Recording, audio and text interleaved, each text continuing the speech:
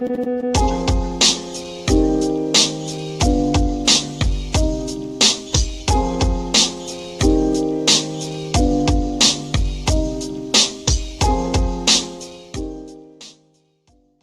I see that today is the anniversary of Woodstock. This is 56 years ago. And the hippies, what did they hate more than anything else? War. What is it good for? Absolutely nothing.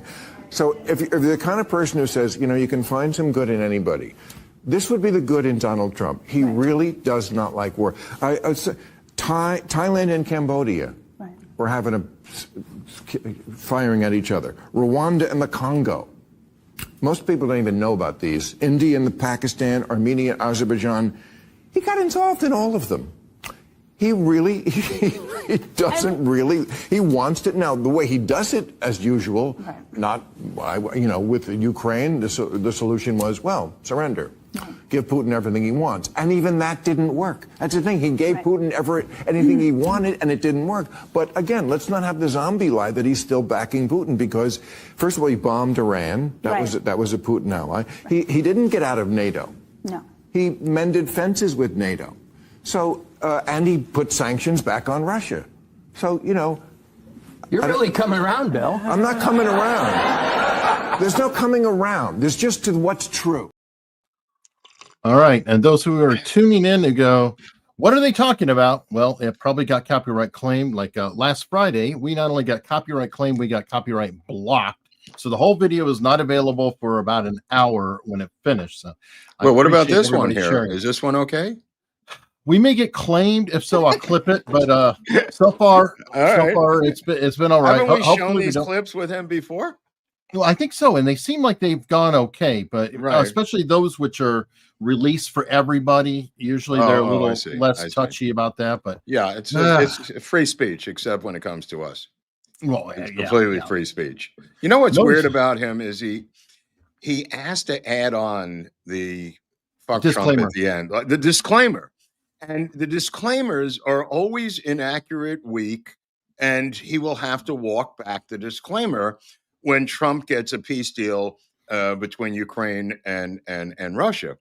He didn't say anything about Uganda and Congo, India and Pakistan. He didn't get into what they gave up for those things. He didn't even bother. In fact, he didn't even know about it until somebody put that on his desk, that Trump ended like 5 wars in the span of 90 days.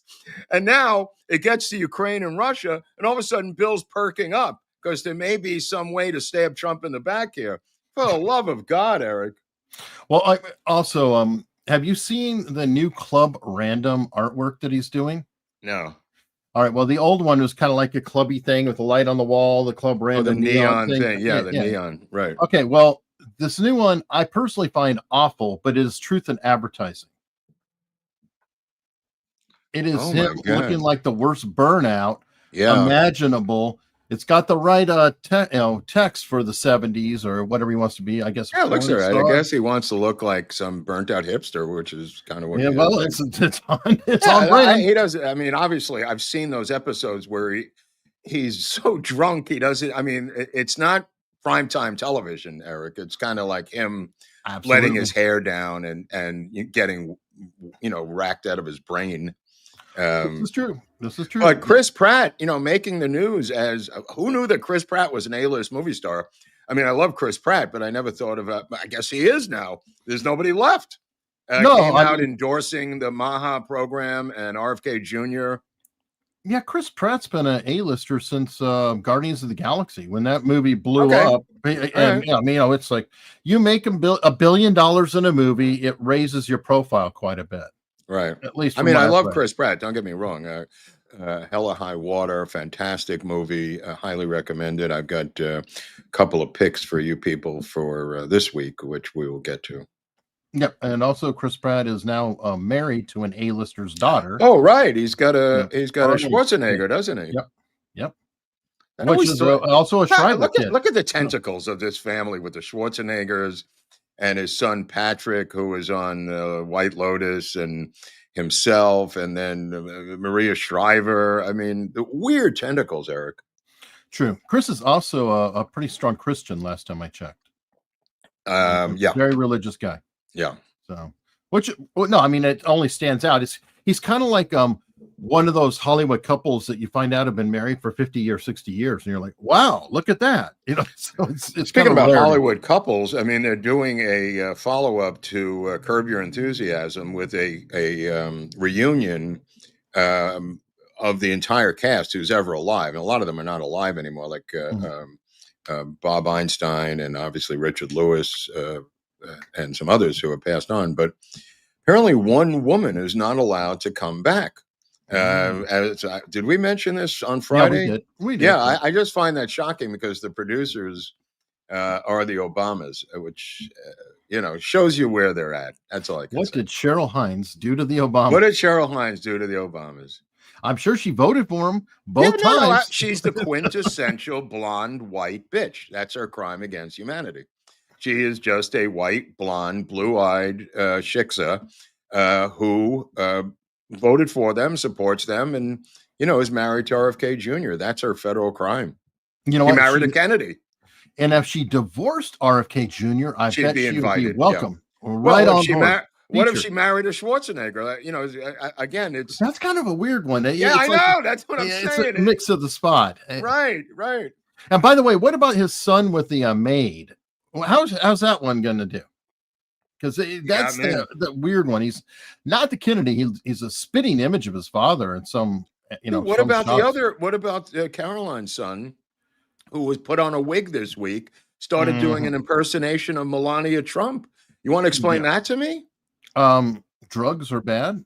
Drugs are bad. The grandson of the son of Caroline Kennedy, the grandson of Jackie Kennedy. I mean, I don't know. He's probably completely sober and everything's perfect, and I've just made a bad statement. I have no idea. You ever notice how loud these trust fund babies are in media? If I was a trust fund baby, I would take my money, I would go away, I would never speak out, I would live quietly and do my things completely off the radar. If I was lucky enough, fortunate, let's say I inherited money from some obscure aunt who died, I didn't know about, I wouldn't go on social media with a wig on, ranting and raving, attracting attention to myself. I'd say, thank you, God, and I'd go buy a house or an estate somewhere and live out the rest of my life. Well, some of them do, like Donald Trump. Yeah. I mean, or other ones who quietly inherit a fortune or continue the family business or whatever. So not all of them are wonky, but it is what it is. By the way, one way to treat drugs. Tucker Carlson has revealed a new drug treatment program. Oh, dear God. Hey, you're a drug counselor, so I will give it to you. You're always seeking advice, Mark. So here is a fascinating new drug treatment program. You want to get really red-pilled? Look up Taliban drug treatment. Ask yourself, super simple question. Is the Taliban drug treatment program, you can look this up, there are videos of it online. Does it produce a higher or lower relapse rate than the American version in, say, Delray Beach, Florida? And the answer is not just yes, but hell yes. Because higher, I want to parse his words just for forgiveness, because he said, does it produce a higher or lower relapse rate? And the answer is hell yes. So it's a higher relapse rate? If you take what he I think he misspoke. I think he misspoke. I think he did too, but it's just. And the answer is not just yes, but hell yes, because they don't wean him off with methadone. This whole thing is a freaking lie. By the way, a lot of people get rich off that. You know who you are if you're listening. Some of them are big political donors who get rich on drug treatment programs. Disgusting. And it doesn't work. It works for some small percentage, but it doesn't work for most. That's for sure. And a lot of them die, and they never lead productive, joyful lives. And especially the when they're Taliban dead. have a faith-based. I know I'm going to probably get pulled off YouTube for saying this, but it's true. I'm saying this as a Christian, not a Muslim. They have a faith-based, no-nonsense, zero intoxicant policy in their rehab, and it works. And ours doesn't. How does he know it works? It's so funny because there's so many things to unpack there with this mutt. First of all, the first time he ever went to AA was when Russell Brand took him like 2 years ago. Didn't even know it existed, he claims, this lying piece of shit. Admits he's a cocaine addict and an alcoholic who quit cold turkey. The rehab thing, he's citing Delray Beach, which has a plethora of rehabs in Delray Beach. As to their effectiveness, you'd have to measure it by standards of rehabs. Rehabs are essentially just detoxes and spit you out into a 12-step program, which it's up to you to deal with the rest of your life.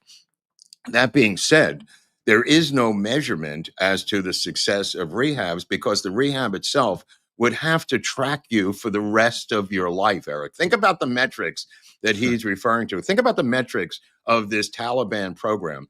How long have they been clean for the rest of their lives? A year? 6 months? What is the average lifespan? Right. Okay. In other words, the program, let's say the program's 2 years old, right? Okay. The most on the planet Earth that one of these Taliban mutts could have sober is 2 years. Mm-hmm. That's not the rest of your life. That's just 2 years of sobriety. When you get past 5 and into 10, it's considered by National Institute of Health to be into long-term sobriety, let alone, mega sobriety of being sober for 20 years or 30 years.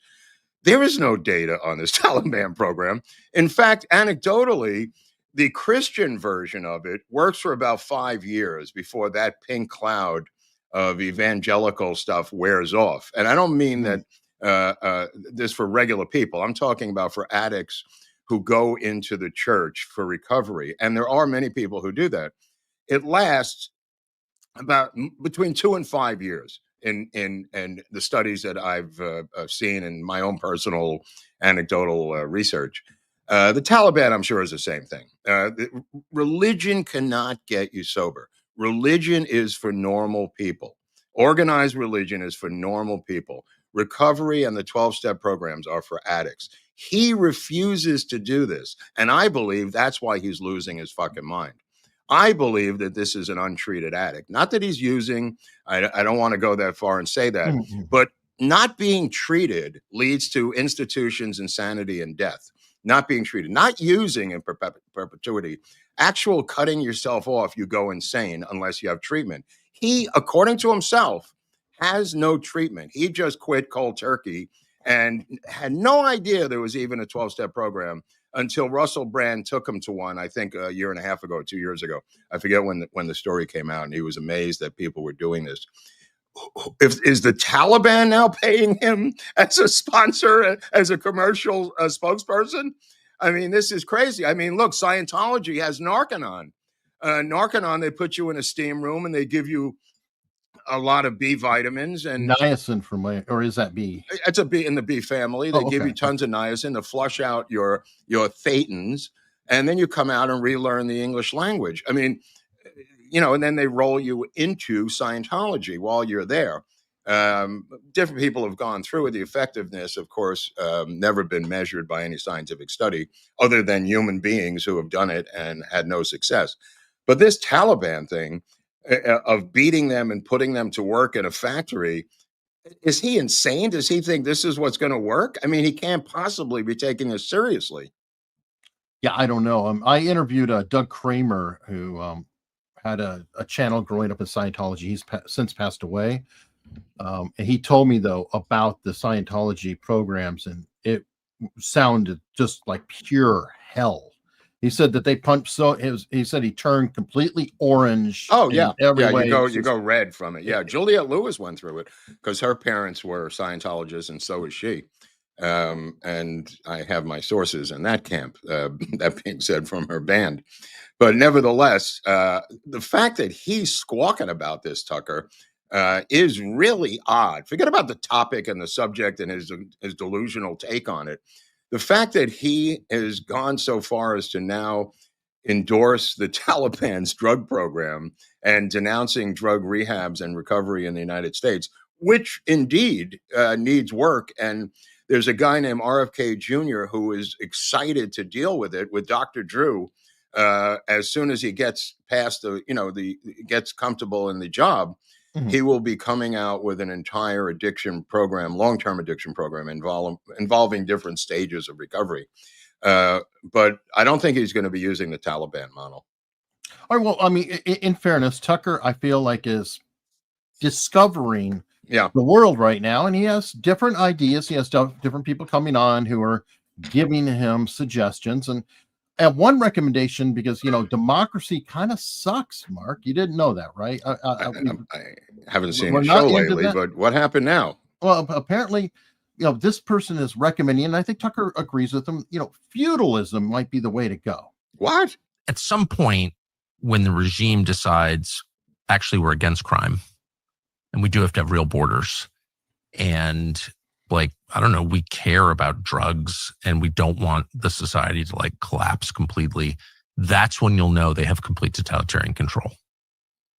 Or they recognize that the utility of destroying the country is coming to an end. That's what I'm saying. That's what I'm saying. Because at that point, they'll feel like, okay, we own this completely, so why wreck it? It's our house now. Yes. And this is how again, this is the classic principle of actually how you get a king, right? Because they're generationally invested in the well-being of the land they're ruling, the people they're ruling, and they have the power to control the outcomes there. So if you actually care about that, if you're actually going to benefit, why not invest your control in actually producing a better population? I completely agree. I mean, feudalism is so much better than what we have now, because at least in feudalism, the leader is vested in the prosperity of the people he rules. This guy's lost all your his serfs mind. die, you starve. Holy shit, Eric. There's a true incentive to care for those people. Now, again, there is also that about also exists in slavery. the republic Slavery, if properly managed. But as we've noted, we're well beyond the requirements that even our founders laid out for a functional. Hey, I wanted you to hear him say it. I didn't want to color any of the words, but I thought he said feudalism, good. We need a king between the two of them. Yeah, what a nut. I'm telling you, he's going off the rails because he's got untreated addiction. That's my pop culture and cheap analysis from what I've seen. No, fair enough. And like I said, I didn't want to color it. I wanted to. I wanted the to play statements that he's making, the alliances that he's forming, the denunciations that he's making, indicate someone who is having mental problems. Which, I hope he gets well. I agree. I used to enjoy Tucker quite a lot. And what happens a lot of times, you drive yourself so crazy that you relapse. That's usually the arc. I mean, how long that takes, it could be months or weeks, it could be years. The typical situation for the white knuckler is eventually the stress and the insanity becomes too much. And to relieve it, you go back to the drug of choice. Somebody in the chat asked if that's like a dry drunk. Yeah, that's what a dry drunk is. Absolutely. Somebody white knuckling it, trying to get by. But the tension builds up. You can also develop cancer and illnesses and things of that nature from the incredible stress of white knuckling it, not using this substance and not being treated for the underlying reasons that you use the substances addictively. Now, Mark, I smoke pot every day. You don't understand, Mark. There you go. All right. Well, let's. I guess we'll move on to world affairs. It really is shocking to hear him. It seems like every day there's another crazy thing either coming out of Tucker's camp or Candace's camp. I think the two of them should team up. Yeah, I think they should team up for a dynamic duo and break the internet. Oh yeah, I've got plenty. I'll probably share more later in locals or whatever. It's just, I don't know. They're very, very busy, and their opinions are getting stronger. You think their base is growing, or what do you if you get down to that I really don't level know. of intellect? I mean, does it grow or does it bounce around and go in the other way? I can't say, and as somebody who is in a pipsqueak channel, in comparison to both their audiences, it kind of feels like, I'm nipping at their heels. They're both huge, millions of subscribers. I'm just wondering what direction it's going in. Yeah, I'm not sure because the numbers are hard to see sometimes. Yeah. What's going on internally. They could be suffering. Yeah. I will say that often when you see people getting more and more and more radical, they're either audience captured or they're trying to capture a particular audience or shift something there. So one of my favorite quotes is Hemingway, and it's, how did you go bankrupt? Slowly at first and then suddenly. And you'll see that in companies or what, you're like, that the restaurant seemed fine, everybody, and then all of a sudden, boom, there's a shutdown. It seems rapid, so I don't know, but I have no idea on that. But let's go on to the main topic. We've been talking peace here, and Trump is really moving on this. We had he met with Putin on Friday. Boom, Zelensky yesterday, again today. All the European leaders are here. I love how Zelensky brings his handlers and how Starmer dressed him and told him how to act. Is there a closer definition of a puppet master than the British Prime Minister telling him how to act in front of Trump and dressing him for the event? I don't know anything. Maybe this went on behind the scenes in the 1930s, but I've never seen it so brazenly out front like the manipulation of Zelensky by Starmer and the European Union. Well, I mean, it was Boris Johnson who said, "No, you will keep warring," right? Right, but I mean, I don't know why Trump needs them. I think he's going to get rid of them and just have this trilateral thing with him and the other two guys. What is the benefit of having all of these people from the EU be in this thing? And they want it to keep going. They want to back Zelensky. They want to sell more weapons. They have complete Russophobia, as the British have had since going back to the Stone Age. How does this help? I don't really understand. Are they willing to, fight alongside Zelensky now? I'm projecting. I don't know for sure, but I think that this is part of the negotiation. Trump wants this to end, but there has to be some kind of stakes. And the truth is, all the sanctions and everything we have on Russia haven't really worked. They managed to find their way around. They're still growing. I mean, he's threatening him. He's threatening him now for double secret probation, to quote Dean Lerma out of Animal House. I mean, at some point, how much could these sanctions be effective? Well, that's why I think he's got the Europeans there, is because he's got it set up where if everything falls out, then the Europeans are going to buy a bunch of weapons for Ukraine. And I think he's just smoke signaling to Putin that, hey, they're going to buy a bunch of weapons. Come on, let's just get this done. Yeah. I don't know. They're going to cause delays as long as they can intentionally. He commented on that actually. Oh, he did? Good for him. Good for him. No, that one of them said, he goes, and he's a nice guy and all, but he said, we can come back in a month or so. He goes, what? You're going to lose 20 to 40,000 people in that time. We can't do this. Touche. Like, they give a shit how many people die. Like, they give a shit. It's a cat's paw situation. So they don't. But well, at least, right now it's looking like, what people kind of expected. American planes in the air, but not boots on the ground for Ukraine security mission. So, I mean, provide missiles and crap like that, maybe. Just put this thing to an end here and tell Zelensky, take it or leave it. Let's go. He doesn't have a leg to stand on. His entire nation is not even a nation anymore. He's a dictator of one of the most corrupt nations on earth. He's gotten his ass kicked. And you just say, well, I mean, he fought a good battle. The entire war will be remembered as the entire Western world fighting Russia to a standoff, essentially. In other words, if it was Russia versus Ukraine, it would have been the United States versus Mexico. However, the entire world has come to the defense of Mexico, thereby causing 1.5 million people to die because this thing could have been over in 2 weeks.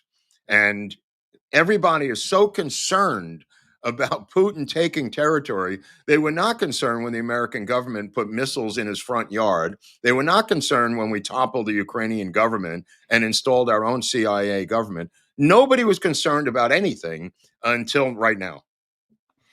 Yeah, that's true. It appears things are sticking, though. I don't have the Harry Inton clip handy, but the polls have shifted majorly. He did Ukrainian polls. Yeah. And they've gone from like 69% saying, fight them till the end, to 24% saying no. And 68% saying, okay, we're done, man. We're done. Because they've gotten their asses kicked, Eric. They've lost every healthy man in the country to this war. I mean, they should vote to have a plebiscite to get rid of Zelensky and put someone in there. I would assume they can have an election. That's why I said plebiscite. I mean, I didn't want to use the word election. I mean, let them vote on the internet and something, call it a day, because this guy is a fucking dictator. I mean, he's well past his expiration date. I don't know how Starmer got him to wear a coat. Now, a tip of the hat to the Brits for bringing in a British tailor from Seville Row. Yeah, well, Starmer can be a charmer. So there you go. Anyway, Trump's poll rate, his polls have jumped since the Putin summit, which is definitely encouraging. Even with all the press saying his failed talks with Putin, I'm like, how are they failed? Because they didn't resolve it in one handshake. That's a failure. They didn't mention the other 6 things that he settled. They didn't mention those because those were successes. And this one, it didn't end in one day, so he's a failure. Yeah, I have to give credit. I mean, I talk about Halperin and them a lot, but I mean, at least Halperin keeps pointing out. He goes, "Okay, how is it a failure? How's it a failure?" It's like he is. Halperin is totally a left-wing Democrat. I know. But he's so pissed off at the press. Yeah. So he's kind of like Bill Maher in that regard. Yeah, he's like Bill Maher. So that's frustrating. But that was a Newsmax story.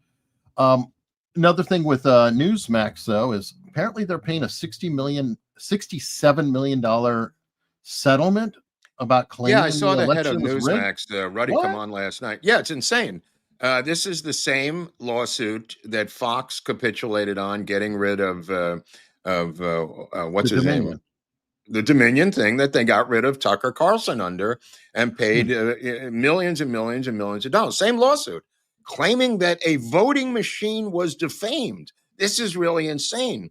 So this guy Ruddy comes out as the CEO last night. I think he was on with Finity or one of the two that was there, and he said, we showed both sides of this story for 2 or 3 years. We had thousands of stories on the voting irregularities. We showed both sides in our reports. We presented both sides in hundreds and hundreds of stories on Newsmax. And the guy said, Finity, the other guy, Rob, what's his face, said, well, why did you settle? And he said, well, it was going on so long. We just wanted to get out from under it. We have no guilt. We don't admit any wrongdoing, but we're paying $67 million to get out. And I'm going like, what?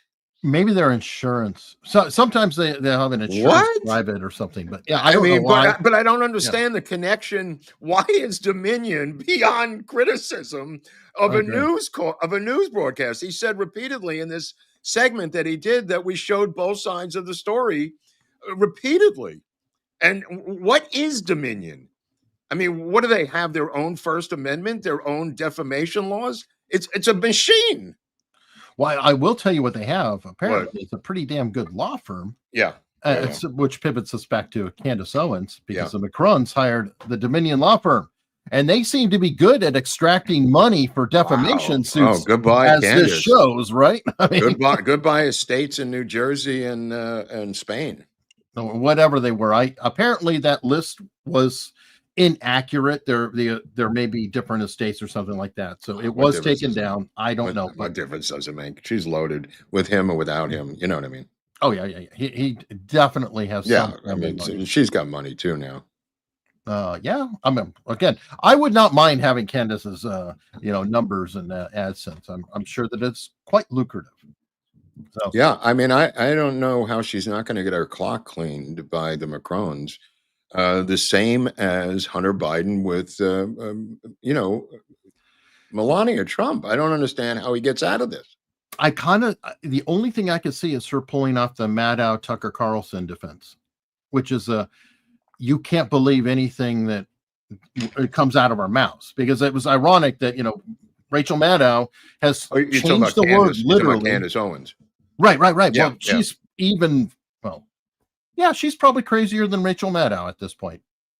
Rachel Maddow's bad. I mean, it's a hard call, but if you look at it, where does Rachel Maddow work? Well, apparently now, she works at. Where did she work, Eric? Now, she works now as Ms. Magazine or Ms. It's MS Now. Who's adding the now? Them? That's her new name. I don't know whether. No, but I'm saying NBC.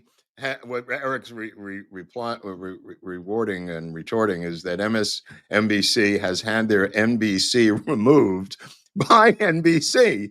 So they're left with MS, multiple sclerosis. But they would, here's the funny part. MSNBC was a partnership between Microsoft, MS, right, and NBC. Right. But Microsoft severed years ago. Microsoft has nothing to do with them. They're going to remove the MS by the end of the week, I predict. Well, so they'll be just now. Hi, that's right. Now. Hi, it's now. Welcome to now. And that MS is about to go, bro. News, opinion, and the world. My source. That's my source. MY. My source for multiple sclerosis now. I don't know how much did they. Well, the left is infuriated by this, Eric. They are going to riot and take down buildings over this. They are fuming. They're trying to pass legislation to prevent it. You know what I love about it is, the left is furious about it, but who are the ratings don't show it. It's like, why weren't you watching the channel? You wouldn't have a worry. They were right? there, and they're infuriated. The people in the nursing homes, the Democratic nursing homes, who you see on these protest lines for $20 an hour, by the way, as I've recently learned, are upset that they don't have MSNBC.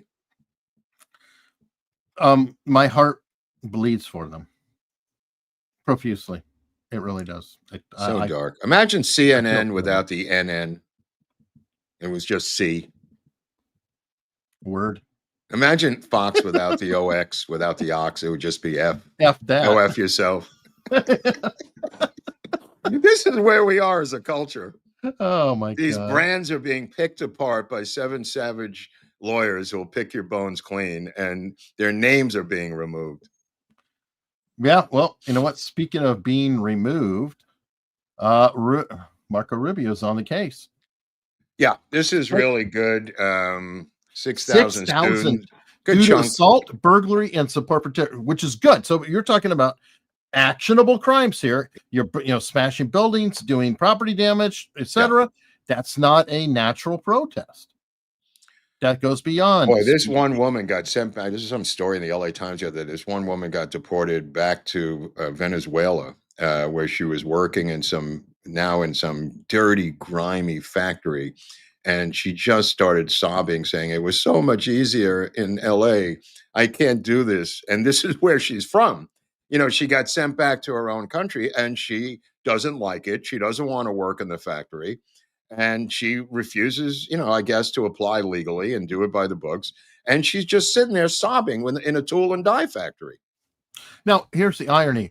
Was that same woman carrying a foreign flag in the protest? Oh, absolutely. Absolutely. I mean, it's like, why are you holding the flag of the place you ran? Don't want to go back to the one.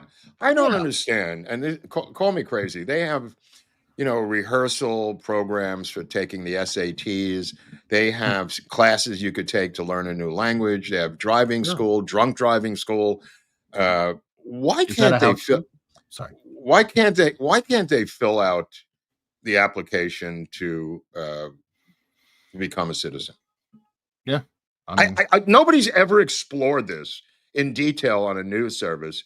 What is, because I've asked this a million times, is it too expensive? In other words, maybe we could give them a break, an economic break, or have a charity pay for their application. Let's say the application itself is $750. Okay, I don't have $750. I'm sure there's plenty of leftist charities that would be willing to pay for the application fee for someone from Chile to come here and fill out the application perfectly and mail it in. I don't get why the grandfather in Seoul, South Korea, who's been waiting for 10 years to see his grandson in Koreatown, in LA, when he was 1 year old, is now 10, and this grandfather is still waiting because he's done it by the books. Mm-hmm. Nobody analyzes this one situation that is so easy to document. They refuse to go near it and just have Karen Bass continually calling illegal immigrants. Nobody calls them on that. It's incentives, Mark. Yeah. Obviously, it's like, well, I could fill out the application and have to wait several years, or I could just walk across the border and get anything I want. Well, now you're in a factory in Venezuela. Boo-hoo. Now, but they've had a nice run of it. Yeah, a lot of them. So, hey, if the election didn't work out the way it did, they'd still be there. The emergency rooms in Southern California are completely empty. That was their personal physician for anything that happened on Medi-Cal. They simply went to the emergency room for anything. If you ever went to an emergency room here with a real emergency, you'd see 150 people just sitting there from other countries waiting to see a doctor. And that was the system. It's now empty. Nurses are putting videos on TikTok saying, I have no patients any longer in the emergency room. Boo fucking who? Good. You know what that means? No kidding. No, what that means is self-deported. Well, not only that, but I'm just saying one of the reasons we care about the border is, would you like to have universal health care, Mark? A lot of people. Now, if you clear out all the people who are pulling from it, maybe we have some more money for preventative care. Maybe we have some more money to take care of some Americans. Go figure, right? You know, it really is a noticeable difference. There's nobody at Home Depot. There's nobody at these emergency rooms. I mean, people are self-deporting faster than you think, Eric. Yeah. Which, by the way, who is the guy that's been champion of the idea of they need to self-support? That will move them out faster than anybody. You can only round up so many at a time. Yeah. Self-deport. Yeah. That's how you do it. Well, it's over close to 2 million now. They're saying they had self-deported. So 10 to go. Yeah, it's doable. Well, at this rate, yes. At this rate, it's insane. He's only been in for 6 months. Did you see the drop in crime in D.C. in 1 week? Did you see that chart I sent you? This is in 1 week, people, since Trump took over the police force in D.C. And it's from the police union. This is not from a newspaper. Yes, and I want to point something out on it. Because remember, I've said that you've got to really look at violent crime and murder, right? Because they can't jigger the statistics as easily. But property crime, they jigger those. So if you look at the chart that you sent, notice all crime 6%, property crime only 6%, ADW 6%. Carjacking, very visible, very much out there, hard to hide, optical, 83%. So the things they couldn't bury in the numbers, those are dropping like a rock. How did that drop 83% in a week? Because it stopped it. Yeah. Versus, I would argue that the property crime and all that, well, we're now starting to match the lie that they were reporting. Remember, and they said, it's down 24 to 36% or whatever. It's like, well, now it is. It is now. Yeah.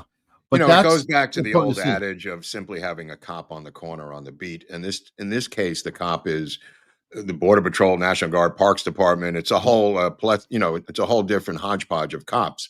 But the physical presence is enough to stop these ghetto rats from coming out with their guns and jacking somebody who comes out of, an embassy, in D.C. I agree. Yeah. And the local residents, they're also, they're saying that. I mean, as a matter of fact, hold on, I've got. They were talking about this on Mark Halpern and everything. How is this a winning position for Democrats to support crime? Please, Eric, explain this to me. How is this a winning? I mean, Trump has now boxed them in where they are literally supporting crime. Yeah. Well, okay. You know what the hardest job in America has to be? Right. Dan Turntine. Because he's like the guy. He's like the guy guy who used to be with Hannity and Combs. He's like Combs. Oh yeah. He's like Combs, bro. I think he is. Poor Alan Combs. It's just like Alan Combs couldn't take it anymore. Yeah. Poor guy died even.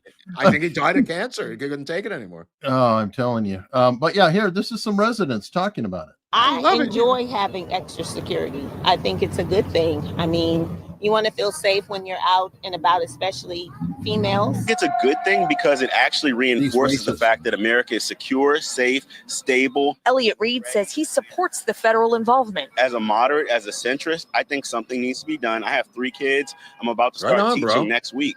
I want it to be safe. I enjoy having. See, I mean, you have to be mentally retarded to think the other way. I agree. I mean, this is as Turrentine should say, they should just say, we're willing to work with Trump. This is a great idea. We're glad that he's seizing the initiative on this, but they can't do that. They have Trump derangement syndrome. Yeah, and by the way, there's templates of people who would do it. Like, I'll curse Bill Clinton a lot, but if there was a Bill Clinton or Bill Clinton was coming up now, he would say, yeah, let's kill the crime. Let's do this. Let's do that. and he would never fight them on these things. In fact, that's what he did politically in the second term. Oh yeah, that's kind of like what he did do. Yeah, and it's hard to tell him. He's like, oh, you know what? We all agree, crime sucks. Crime is not it is not a polarizing event. We all are affected by crime. It is to them because during the George Floyd riots here, the mass amounts of people refused to enforce the law and went as far as to say looting is good. You know, a lot of these leftist professors, they deserve everything they loot. There is an incredible strain in the progressive movement who believe that crime is good. They're not saying it right now, but they have written about it in PhD theses and books and stated it. They talk about it privately. When the looting was going on out here in LA, they were, encouraging it. They still sniffle when they have a break-in robbery at a store where they're taking stuff in those videos. They just root for them like they're rooting for Billy the Kid. All right. Hey, Brian Allen, good point. A retired police officer here. We used to refer to a saturation of resources as flying the flag. Oh, good one. Every time. That's a great one, Brian. Yeah, very good point. And yeah, I mean, it doesn't have to be. It doesn't have to be uber patriotic. It's just flooding the zone with law enforcement. I mean, that's really the game. Yeah. I mean, Bill Bratton was the guy who came up with that in New York. I mean, Giuliani tried to take credit for it, but Bratton had come down from Boston, and through computer grids and crime stats and locations, he was able to turn Manhattan, which is easier than LA, but turn New York into square quadrants of crime, miniature quadrants using a computer model. And maybe Al Gonzalez could talk about this, unless he's drunk laying on a beach somewhere in Jersey.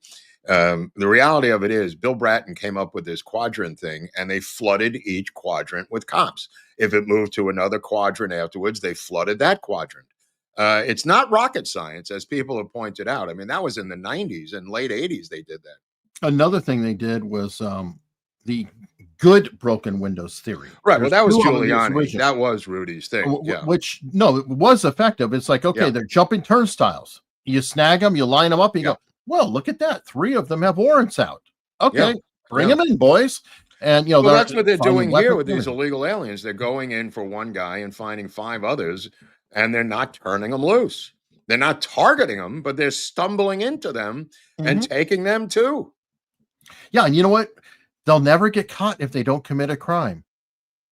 So it's like, the reason why they're caught is they're jumping turnstiles. They're doing stupid stuff. Oh, you're talking about the broken windows thing. Yeah. Exactly. So, I mean, it's like, well, technically you can, fly right. Nobody will say anything. And as long as the crime stops, who cares? Well, if they self-deport and take the $1,000, it's like a game show, Eric. You can reapply and come back in with the 1,000 will keep you alive for a little while. And then you can reapply. If you don't, you can't get back in. Which is fair to me. I like that. Speaking of testing, you probably appreciate this. Oklahoma may be on track here. Oh, I love this. This is good. They are testing, and they're working in conjunction with PragerU. Yeah, Prager does some good stuff. I'm a big fan of Dennis Prager, but they're giving tests on certain things like, do you know what a man and a woman are? Do you know what biology is? Do you know what? And that'll weed them out. Testing for the woke principles. That's a great test. It's like an anti-woke intelligence test. Yeah, it's like an IQ test for anti-wokeness. And it's a simple test. It's not like name every capital of every state kind of test. No, that's not what the test is. It's a test for your level of wokeness, which is genius on the part of PragerU. Yeah, and the school, because what happens if you don't do this kind of thing is you may accidentally become somebody like this. Hey, everybody, welcome back to my Substack. Hey. Last week's cold turns out to have been COVID. Quite a flashback. What? Donald Trump is still president and still humiliating America on a national stage, standing next to Vladimir Putin. It's like a dream. A bad dream you can't wake up from. Trying to end the war. But I don't want to talk about that bad dream this week. What do you want to talk about, bro? About a truly inspirational public figure named Taylor Swift. Right. Of course, I watched her podcast interview with the Kelsey brothers. Of course, I watched the whole thing, although on YouTube, every gay person does. Teresa and I got kicked off for the last 15 minutes and finished it on her phone. Yeah. But I watched it. Okay. You see, Taylor Swift and I go way back. I went to my first concert of hers 15 years ago. Dude, he is I've a been to a second, homosexual. I can't take it. He's a homosexual. His lover, as I pointed out in one episode a long time ago, is a professor at NYU that he was leaking documents to, who was then leaking them to the New York Times. He goes to musicals all the time with his wife and 12 daughters and just weeps openly in these musicals when he goes to Broadway shows. He is a closeted, not unlike his predecessor, J. Edgar Hoover, closeted homosexual. That's what this guy is. Any guy from the imagine this would be the equivalent. You know what the equivalent would be? J. Edgar Hoover giving an interview about how much he listens to Barbra Streisand records every Friday night. Oh. That's the equivalent of what this is. He is J. Edgar Hoover of 2025. He is. I'm sorry. Except J. Edgar had talent. Well, this guy had talent for the other side. I mean, J. Edgar was working closely with LBJ.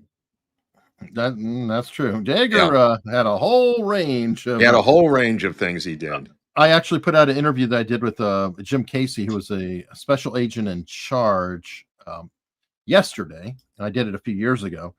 But one note, he said that special agent in charge, they're called SACs. He said, but you never call them SAC.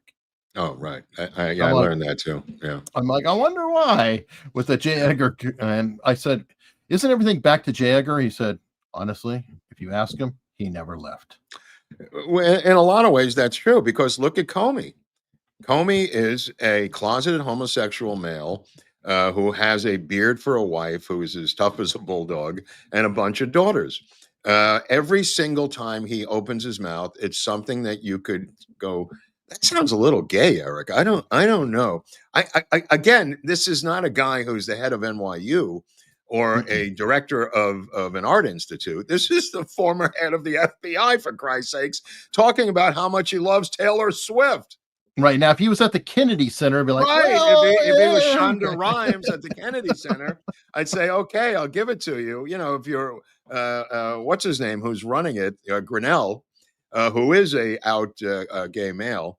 But far more masculine. Rick Grinnell is more masculine than James Comey. Oh, my goodness. Oh, my goodness. All right. Well, speaking of gay, looks like the gay Texas Democrats. Oh, boy. You know, their record was 137 days. Now they're going 2 weeks. They're like, okay, they didn't break their old record. I knew that they'd buckle. Well, I think that Abbott was on the right track, especially with his, God, I forgot the Attorney General in Texas. I mean, they're literally drawing up papers to remove them from their seat. So, well, not only that, how long could you stay in a refugee-filled hotel in one of these blue cities? It's Pritzker. I mean, or Hochul, or you know, the ones in New York. I mean, where are you staying? You're on Pritzker's couch, first of all, and Pritzker says, "All right, it's time to go. You got to get out. Go back to Texas. You can't stay here anymore." I think they literally wore out their welcome in these states and cities. Right. How long can you put them up? Plus, it was a stunt. Everybody knew it was a stunt, and nobody really cared. The last time they did the stunt, it was 137 days. Bravo! I mean, that 4 months is a good stunt. 2 weeks, it's like we didn't even know you were gone, bro. Yeah, well, I think the stunt's gotten old. It's like, oh, you're doing that again? What's that about? Yeah, I think that America yawned. Nobody cared. People don't, or the mainstream media refuses to acknowledge, is what's going on in Texas was court ordered. They are following the directives of a court. Unlike in California, where they're trying to get rid of this board and put this on the ballot, which will cost $50 million just to have the ballot initiative November 5th. And Newsom wants them to get rid of the board that does redistricting based on the census, get rid of it temporarily so he can redistrict California. Yeah. Not a court order, a Newsom order. You want to tell me what a dictator is? Well, an aspiring dictator. Yeah. I've got a story on him coming up. What a piece of while we're talking about Texas Democrats, let's look at Jasmine Crockett, who keeps coming up lately. What is she doing now? Well, Sarah Gonzalez, who I actually met, I rode with her and Alex Stein from Tim Pool. She showed up at a town hall confronting Jasmine as being a fake hood rat.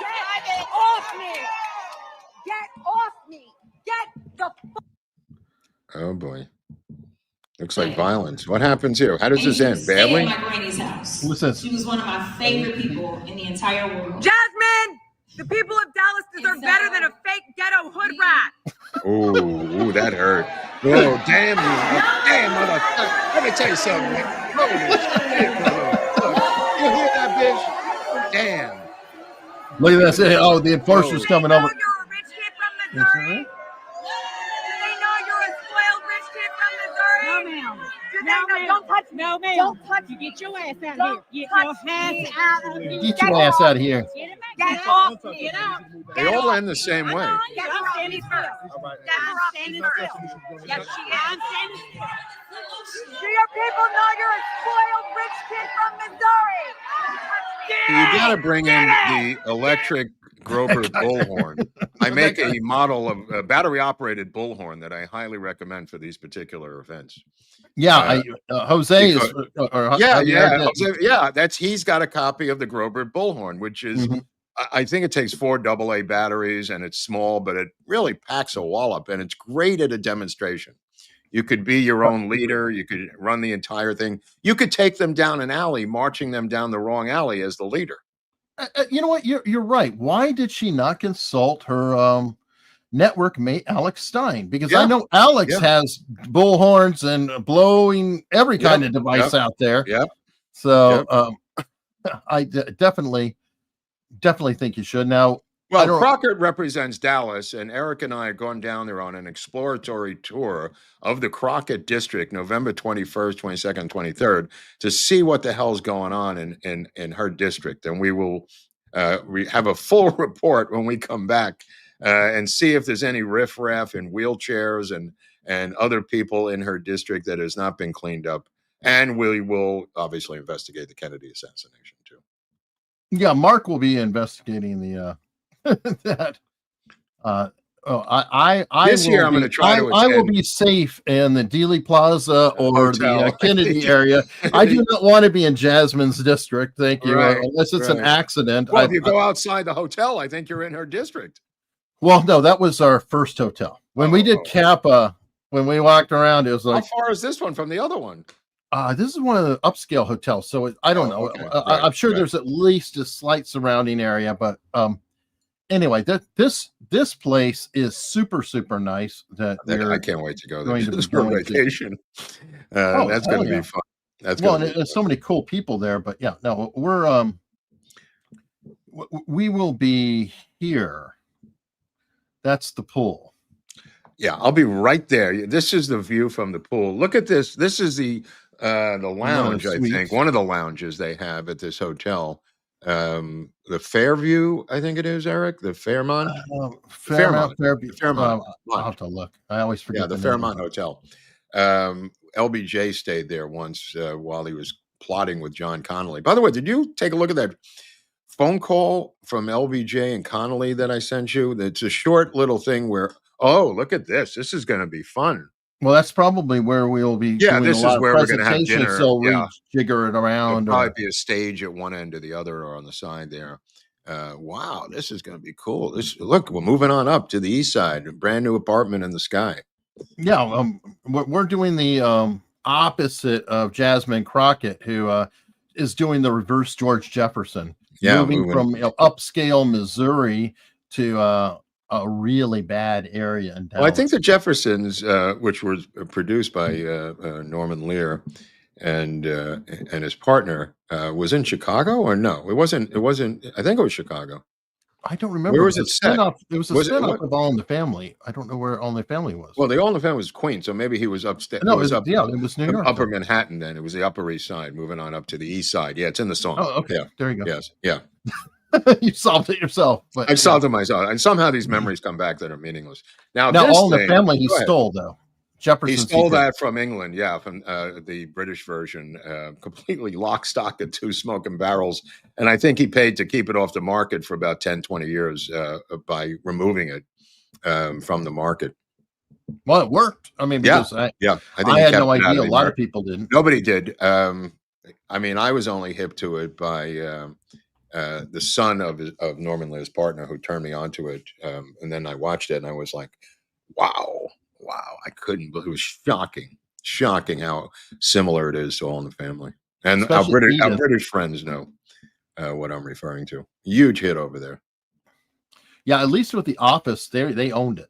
Yeah. And they even brought Ricky Gervais to do cameos. Yeah, this was the opposite. Norman Lear started out, just so people know, a carnival barker at Coney Island, saying, "Come in and see the bearded lady." That's how he started. Well, wait a minute. Didn't Anton LaVey do something similar? I don't know about LaVey, but a lot of people who know Norman Lear don't know this about him. He literally started out as a carnival barker at Coney Island. He was a hustler and a con man, and he stole this show from England. That's why he didn't say anything about it. He wrote memoirs. It's not in his memoirs. No, that's genius. I mean, just a conniving genius. Yeah, the funny thing is that I think that getting the show from England is a genius move too. And you could say, "Hey, I found this show, and I booked it, rejiggered it, and made it even better, and it would be just fine." He, no matter what anybody asked, would never admit to it. Amazing. Yeah. Sad. All right, well, while we're on it, to clear this out, if you guys want to see us in Dallas in December, that's right. That's what you can scan that on the screen. Scan the code. Most importantly, though, use the code. Untold 10. Untold 10, motherfuckers. That's right. Go down there. Get that code. Untold 10. There you go. That is the code. It's going to be a lot of fun. I mean, just meeting all the Kennedy people. I don't mean the family. Kennedy researchers is always fun. And we're going to be getting into a new project, especially for this thing that we can't do here on air because of copyright violations. But we're going to do it there. Hollywood cinema and American political assassination. I think that's what we're calling it. Which we're going to show clips of political assassinations in American Hollywood films and analyze that. And Rock, you are correct. Sanford and Son also was a British import. That I don't know about that. I've never heard that.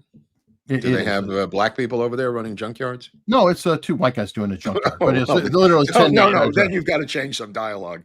The one from with Archie Bunker, you didn't have to change much. In fact, the living room set is exactly the same. I can't tell you how much he copied. If it works, it works, man. Yeah. Well, while we're on that and we're talking about entertainment, you've got your 2 movies of the week. So. Oh, yeah. I forgot to do these last week. One is, I didn't even know about this movie. Irrational Man is Woody Allen movie with Emma Stone and Parker Posey, who I'm a big fan of and have met a number of times, and Joaquin Phoenix, of course, who I know. It's one of these crime thrillers that Woody does every once in a while, and it's an impeccable script.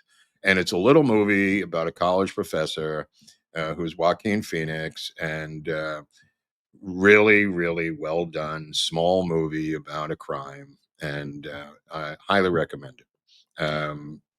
Emma Stone is delightful. She's a doll, absolutely a doll. Okay, Steptoe and Son is the British version. Oh, okay. Of Sanford and Son. Who knows? Maybe they took the Three Stooges over there, and they've got Biff, Brad, and Hagelmeyer. Maybe they stole from us. Maybe. Yeah, we don't know what they took. But this is the original show. And it's like this old toothless dude and the young guy, same premise. Don't look like Red Fox to me. There ain't no Red Fox, motherfucker. No, maybe not, but it is what it is. Okay, and the other movie of the week is this almost looks like it's a prawn movie or something. No, it's a follow-up to a movie that Mia Goth did with this director. There's 3 of them. It's a trilogy. This is a young director who's Tarantino-esque, and it's shot in Hollywood in the 80s. It's a period, not in the 80s, it's shot now, but it's set in the 80s in Hollywood. And it's got the flavor of a Tarantino movie, tongue-in-cheek kind of stuff, with Mia Goth as the star, who will go to any lengths to become a star in Hollywood in movies. I'll just leave it at that. Really entertaining, really freaking entertaining in a Quentin Tarantino style, if you like that. All right. Steve Lewis claims that Benny Hill stole the Red Skelton show. All right, it's got to stop somewhere, Steve. We just can't keep going back and forth fighting the Brits over this shit. All right. Speaking of fighting people back and forth, I don't know if you saw this, but Gavin Newsom. What did he steal? Trump's bits. He stole. I He's just want trolling to say, Trump. He stole Michael Douglas's look from Wall Street. Well, that or Slater. What is it? Is it Christian Slater from the American Psycho? Christian Bale. Doesn't he look like American Psycho a little bit? He looks more like Michael Douglas in Wall Street, but that's in the eye of the beholder, I guess. Well, speaking of Wall Street, Terrence Stamp passed away, by the way, this week. Oh, he was a bizarre actor.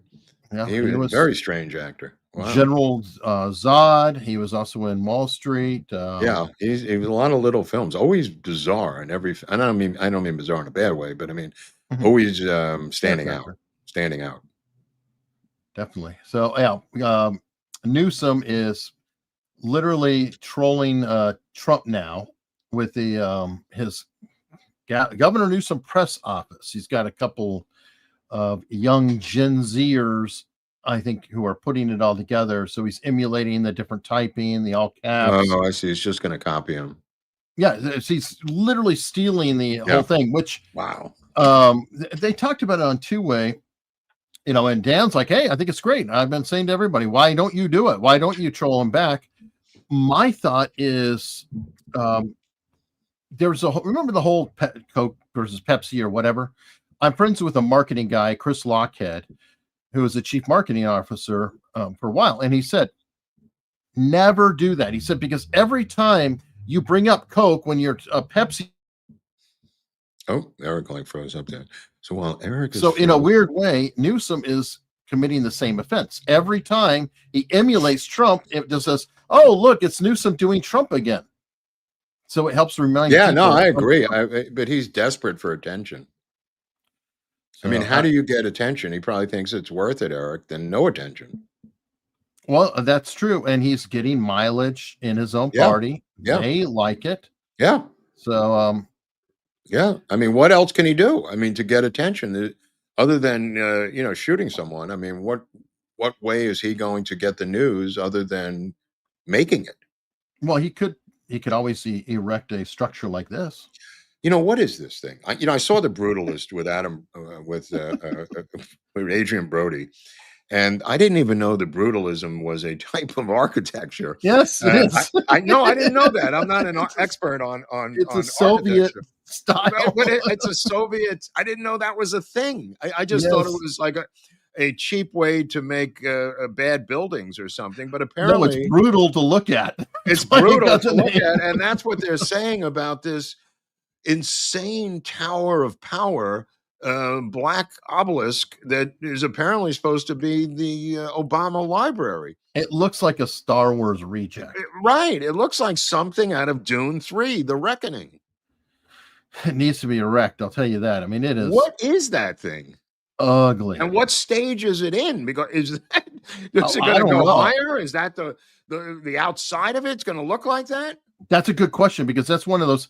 If that's a finished product, it's like, can you tell if it's half wrecked or not? It's like, no, but I mean, it must be an architectural design of the finished product that I've never seen, so it's hard to tell. Oh no, I shared it on here, and it's pretty much that. It's not that different than that.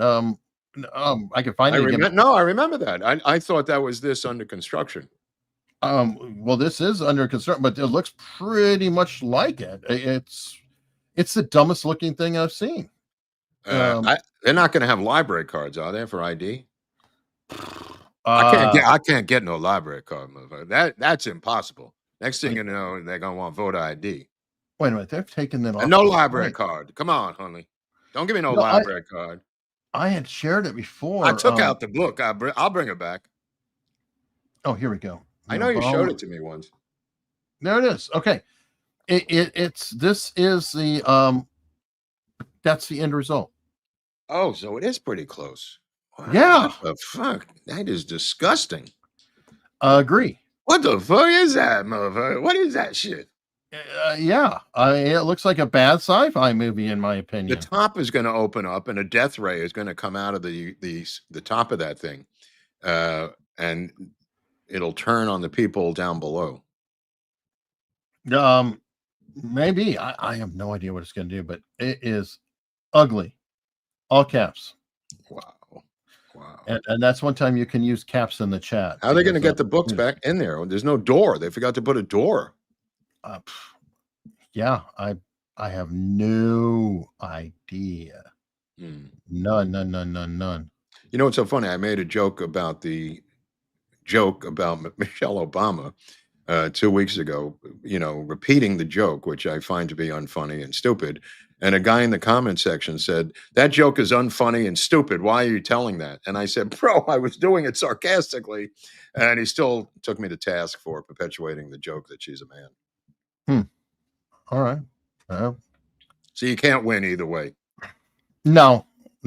When it comes to sensitivity, you can't win on anything. I like to get on that spectrum, Hunley. How do you get on that spectrum? Where does it start, and how do I get on it? I'd like to feel what it's like for like a week.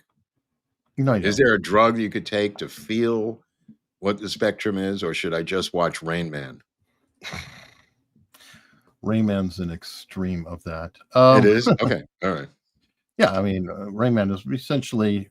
I'm not trying to be mean. They say idiot savant, but autistic is the full. Right. Pew Pew said LSD. I don't think that it's LSD, Pew Pew. For who? Rain Man or right to get on the spectrum or to we can take acid. Yeah. I don't think that. No, I've had plenty of fun on acid. I didn't get savanty or spectrumy. No, probably a little crazy. Not even, just like a lot of good visuals and stuff. People have this weird misconception. Really, just like the wallpaper starts moving and you just go, "Oh, that's fascinating." It's like you're watching some movie. It's really not. In my experience, of course, if you have borderline personality disorder, it could give you schizophrenia, which I know because I've had that happen to people that I know about. But in the right circumstances, it's really just watching a visual show. Wow. I don't know. Weird. When I interviewed Mort Saul, he said he was dosed at a college engagement where he was the comic, and it was in the Punch. And he started driving from LA. I don't know whether he did a gig at UCLA or some college. He did a comedy gig, and he started driving, and he realized he was tripping on acid, and he realized or thought that they had put it in the Punch. And I said, "Let me ask something." He says, "What?" I said, "You've never been on it before." And he said, "No, I don't really do drugs." And I said, "Well, how do you know you were on acid? Like, what are you comparing it to?" And he kind of paused and he said, "You're right." He goes, "That was just my assumption. I had nothing to compare it to because I've never done anything like it." He just assumed he'd been dosed with acid. But a lot of people might not even know what happened to him if he weren't hip to what it was. Yeah, I guess. Could you have a food poisoning and get the kind of result or something? Or right. I mean, you're self-diagnosing yourself for something you've never had before. And he was correct, but I thought, wow, that's pretty impressive. Maybe he's read enough to say, okay, he did. That was really the answer. Okay. All right. Well, while we're talking about needing to be diagnosed, you've got a UK trans judge appealing to the European court to challenge sex as biological. Yeah, this would be the equivalent of the Supreme Court ruling against someone here and then that person going to the Supreme Court of Mexico to get a second opinion. I don't understand this. I know that the EU has their own judicial system, but here is a UK trans judge appealing a ruling to literally another body from another country. It's just insane. It's like, in other words, it would be like Trump losing at the Supreme Court and then going to the United Nations and saying, "I need you to rule on this because the Supreme Court has ruled against me." I don't understand how this works. No, I mean, it's the height of woke. It's almost, it's ironically, that same judge would be very quick to say that you need to believe in the science with climate change, Mark. Yeah. So I always love that. It's like they're very hip on science unless it's biology. Biology just sucks. I don't want biology. I want a higher court. You know, tomorrow there's an episode on George Carlin on What's Up with Lord Buckley tomorrow at like 6 o'clock your time. But one of the things that he did was The Planet is Fine. And he did this in 1999 for his HBO special at the time, Jammin' in New York. And his entire monologue denounces climate embracers and environmentalists. And it's so harsh. And he goes through the history of the planet of what it's been through in 2 billion years, Eric. And he says, summing it up, he goes, do you think that plastic bottles and tin cans are going to destroy the planet? And this is after he says, you know, volcanic things, seismic shit. He names like 80 things the planet's been through. And he says it's the height of hubris to believe that plastic bottles and tin cans are going to destroy the planet. And nobody on the left ever mentions this bit by Carlin. In 1999, it was in New York at Madison Square Garden, 16,000 people jamming in New York on HBO. Goes on for 25 minutes on a bit that he wrote called "The Planet is Fine," which I highly recommend if you could find that, because it completely demolishes the environmental movement. Yeah, I'm going to look for it. I think I missed that one, and sadly, George Carlin was actually my first concert. Oh, that's interesting. Oh, you'll like the episode tomorrow. Then you'll enjoy this. Yeah, I go through there's some darkness and secrets about George that nobody knows. Really, nobody knows. Just an unbelievably bizarre genius of a man who would write and memorize these bits, and it would take him 2 years to memorize them. And he had his own system, Eric, where he would take his script and then do paragraph by paragraph out loud into a tape recorder. Any word he missed when playing it back, he would circle and then say that word over and over again until he remembered the word that he missed, and then completely nail that paragraph and do it for the entire script over and over and over again. And at the end of his life, he told me it was just taking too long for him to memorize these HBO specials that he'd done every 2 years. But it was grueling for him at the very end of his life, I'm talking about. But he did these since What Am I Doing in New Jersey, which I think was 1988, which is like his 6th HBO special. He did about 13 of them, just for you Carlin fans. Yeah, I saw him in 84, I believe, and then again in 86, I think. Yeah, in 84, he gets Trump derangement syndrome, and it's really Reagan derangement syndrome, and goes crazy. And he was a non-political comic, but he started to look into politics. This is a guy who voted once in his life for George McGovern, and he was the only political campaign he ever worked on was Jesse Unruh against Reagan for governor in California, the second term. And he went to work for Jesse Unruh, who was known as Big Daddy Unruh, who also rode in the police car with Sirhan after the assassination of RFK and lied in court, claiming that Sirhan had said he killed him for his country. That was a lie made up by Jesse Unruh, contradicted by the 2 police officers in the front seat. So Jesse Unruh is a weird guy. But that's the only time that George Carlin ever got involved in electoral politics was that campaign. I think it was 1970, Reagan's second term as governor against Jesse Unruh, who was the head of the Democratic Party in California. But yeah, the story on Carlin is just fascinating. If people want to check it out, it'll be up there for a while, but you want to check it out tomorrow. Yeah, I definitely want to check it out. Let me see. We've got coming up here, Kevin Spacey is going to be attending now. He looks rough. Bravo. I was like, wow, he's aged a lot. Well, he's been through a lot. I mean, no. I know he has, but I mean, I would not, if I just saw that picture. Yeah. I wouldn't have recognized him. Yeah, I'm rooting for him. I not that I endorse whatever the hell he did. He won these cases in court in 5 minutes. Well, he won like 20 cases. I mean, he won every one of them in 5 seconds. They just had it out for this guy, in my humble opinion, because he was a closeted gay man. And they kind did of a not. creep, admittedly. He said that he was not nice, but it wasn't No. But illegal. if that's the gauge in Hollywood, we'll have nobody. You know, there'll be nobody left. But whatever he did, the point of the matter is there was no legal problem. Every single case was thrown out of court in 5 seconds, and they blacklisted this guy like they did the Hollywood 10. Now he's directing a movie. I think he shot it in Mexico, a science fiction movie funded by a woman who's a Ukrainian real estate broker. But it had like a $2 or $3 million budget, and it gets him at least behind the camera directing this thing called Hologard Saga, and it may be a 3-part movie is what he's hoping. But I'm rooting for the guy, man. He's so fucking talented. I mean, Kevin Spacey, one of the most talented actors I've ever seen in my life. Yeah, Netflix should be rolling out and thanking him forever because House of Cards you're talking about, yeah. Well, no, that put them on the map. I mean, you're they had other shows. They stole that from England, that's for sure.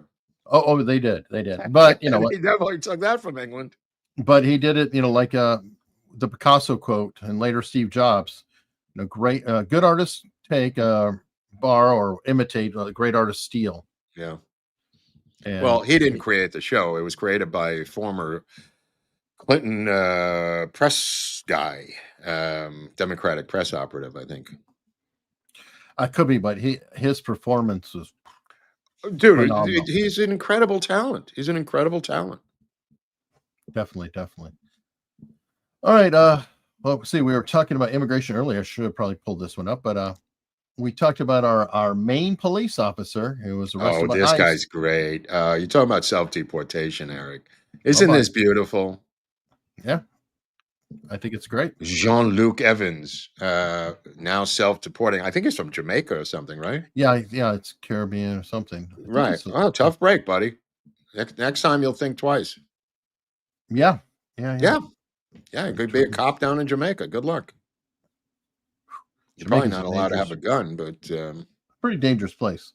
Jamaica, yeah. Kingston is really, especially Trenchtown. I mean, a lot of them are getting worse and worse and worse. I think that the police may not have guns down there like the British because of that it was a British colony at one point. But I'd have to check on that. They have to have machine guns somewhere because it's such a violent Rasta culture down there. And marijuana is so passive, Eric. It never makes you violent. Except if you're a Rasta smoking weed in Jamaica and Trenchtown, of course, then you just blow people away.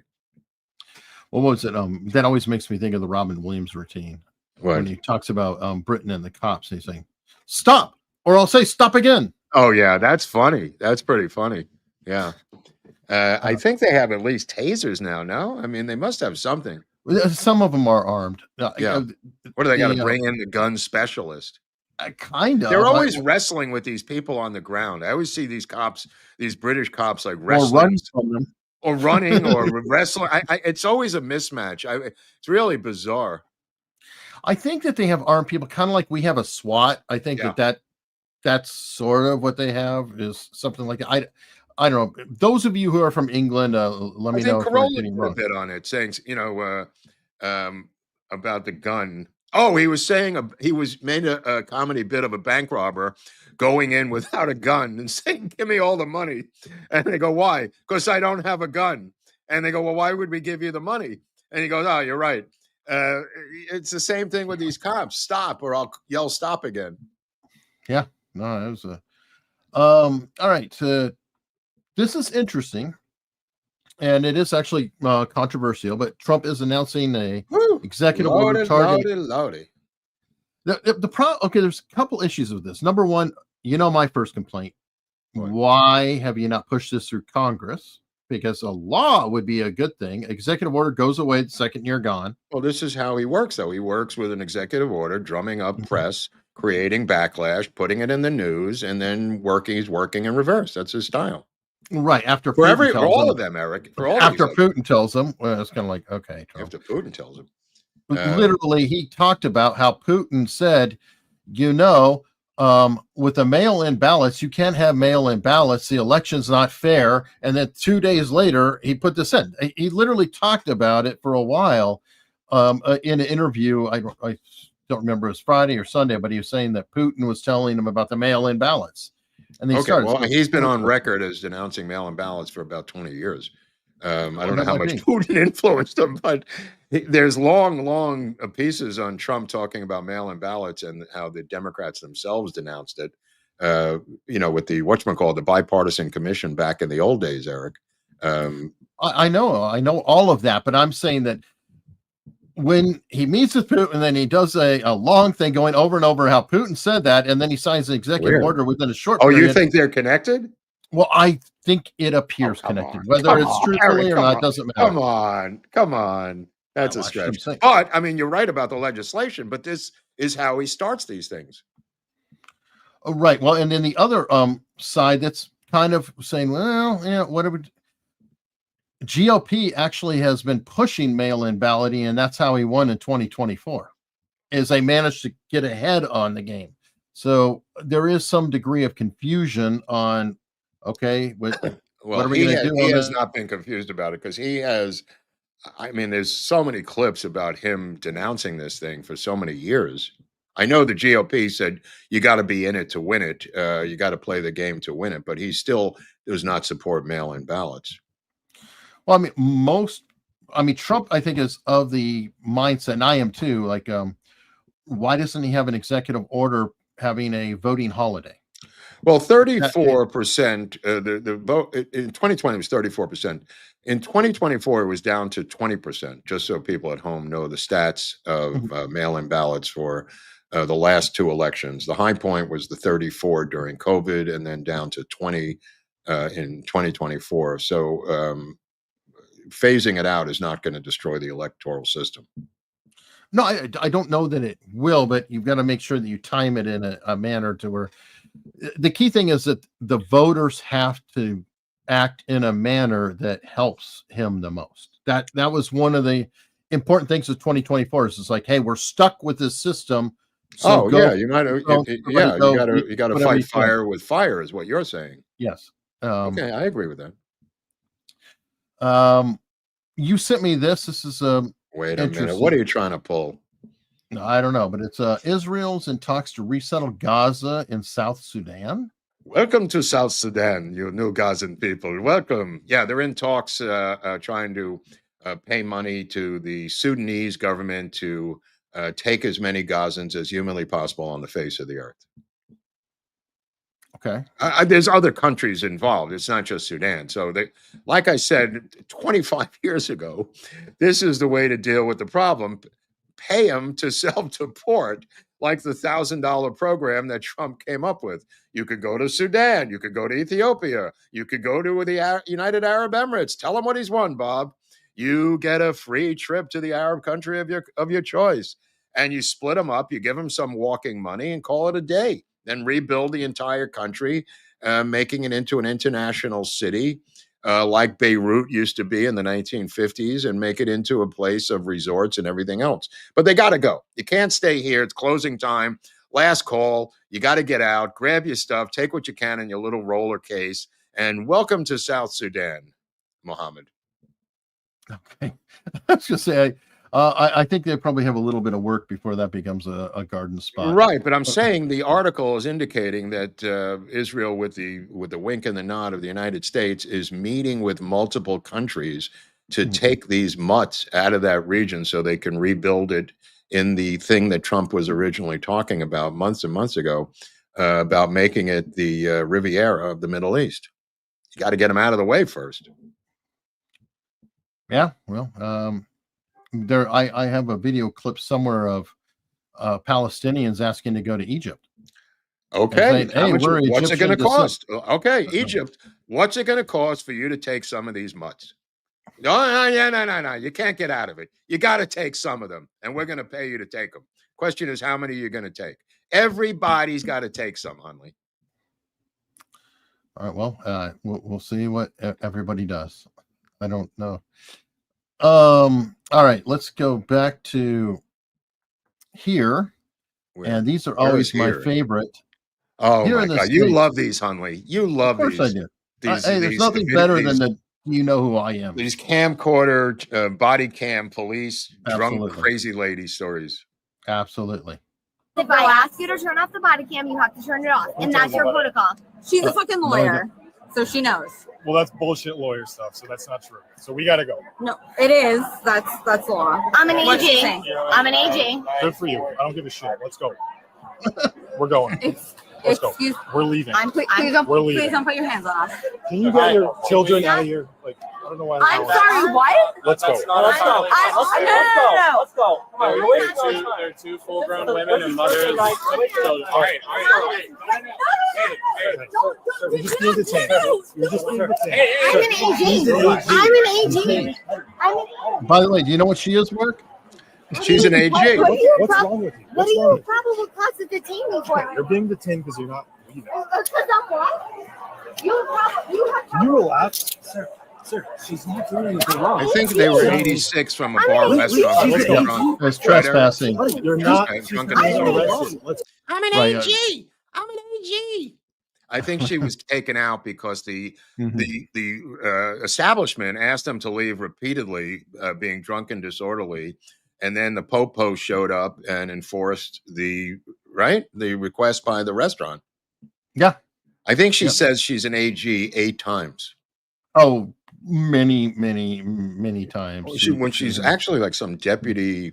She AG. works for the AG office. Right. She's Special Assistant Attorney General.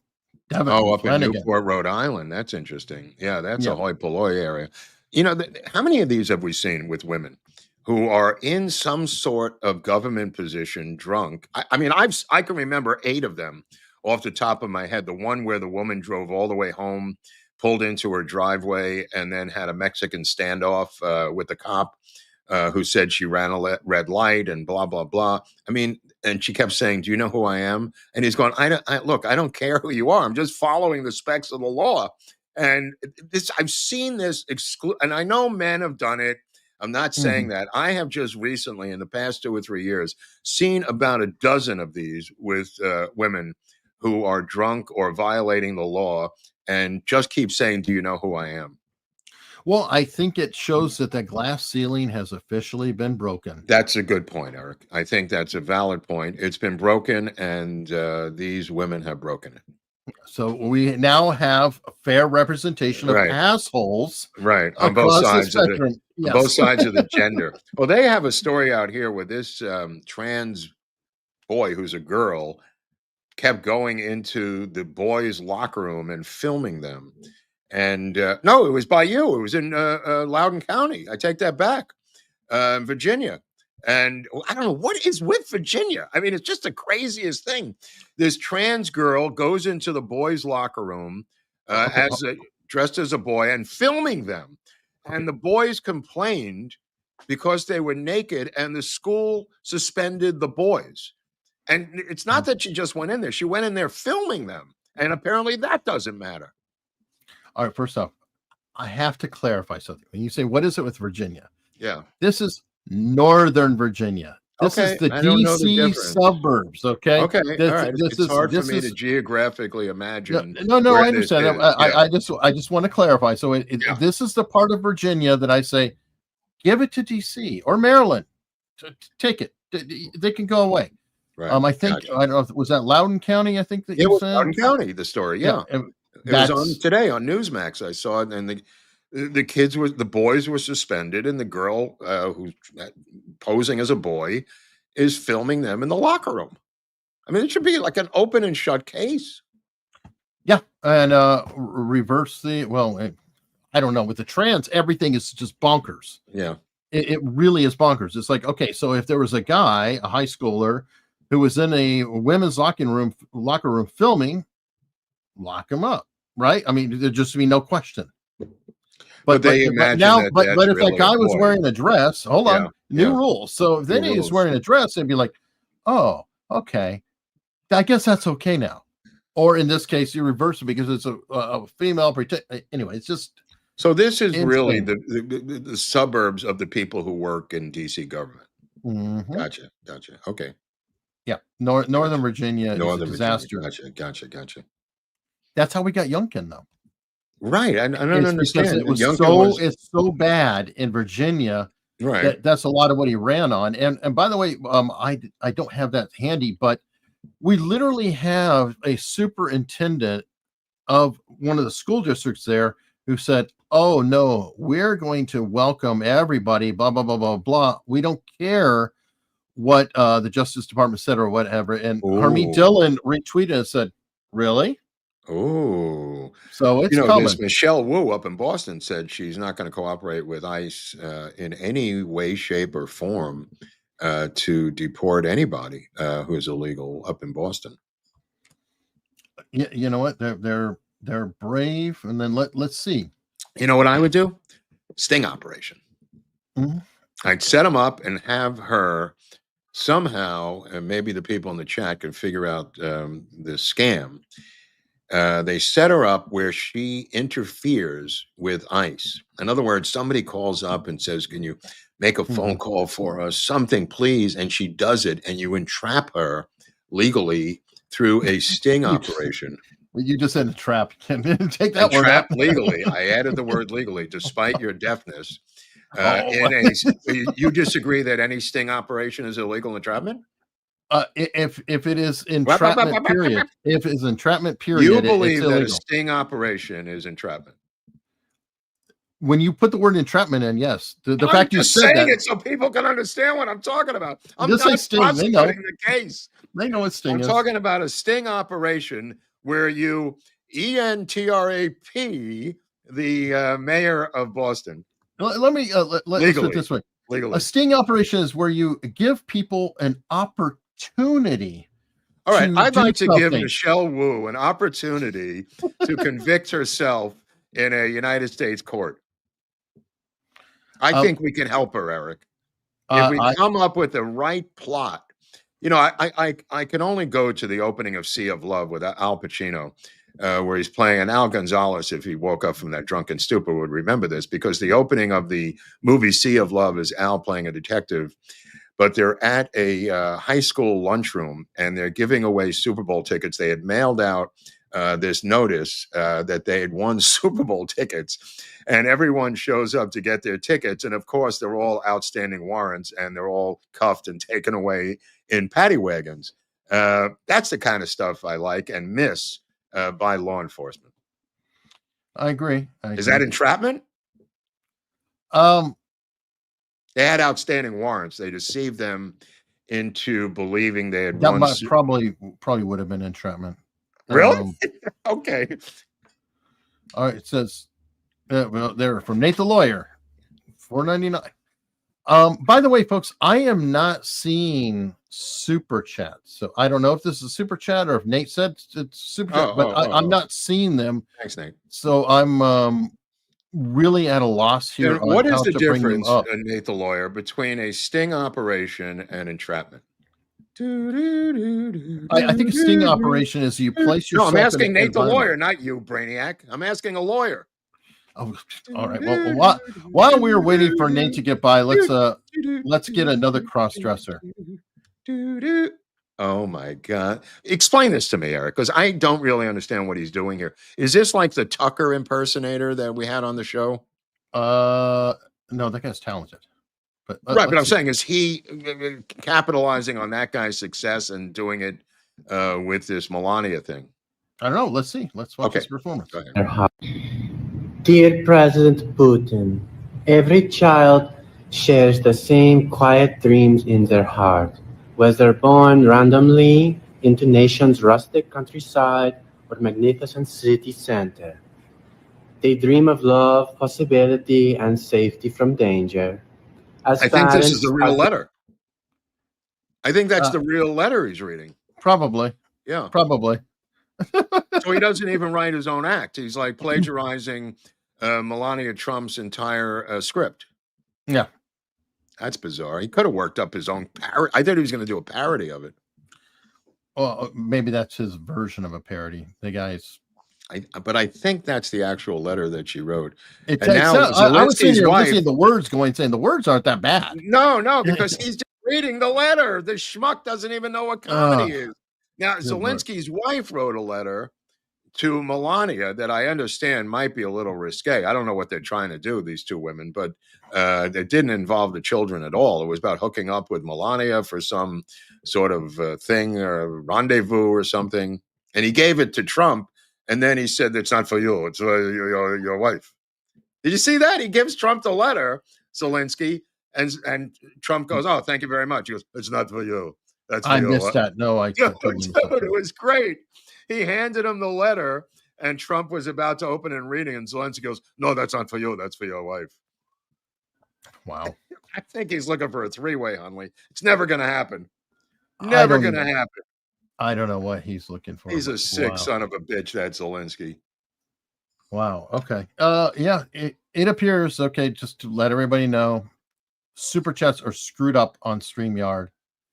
So here, what happens is normally it'll automatically grab the super chats and put it in a tab, but I am not seeing them, and it's not doing a color. If you'll recall, when I bring up a super chat on the screen, it would show a color on the screen. Mark, you're doing that with What's Up with Lord Buckley. You know what I'm talking about. I have no idea what you're talking about. Everything I know, I learned from you.